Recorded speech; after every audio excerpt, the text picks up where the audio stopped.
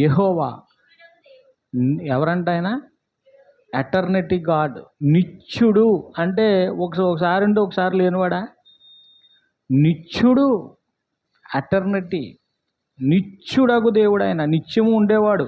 కాలాలు మనకే, సమయాలు మనకే, 23 మనకే.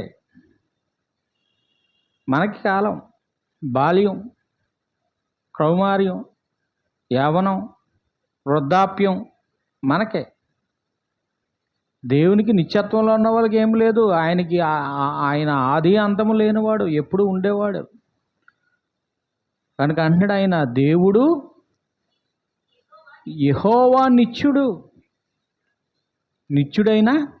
నిత్యుడైన దేవుడు. తండ్రికి ఎంత నిత్యత్వం ఉందో ఆయన గురించి మనం ఆలోచిస్తున్నప్పుడు ఆయన అక్షయుడు, అదృశ్యుడు, ఆయన నిత్యుడు, నిత్యుడగు తండ్రి అయిన, నిత్యుడగు దేవుడైన ఆయనే ఏం చేశాడు? యెషయా గ్రంథం 45:18 45:18 ఆకాశములకు సృష్టికర్తకు యెహోవాయే దేవుడు. ఆయన భూమిని కలగచేసి దానిని సిద్ధపరిచి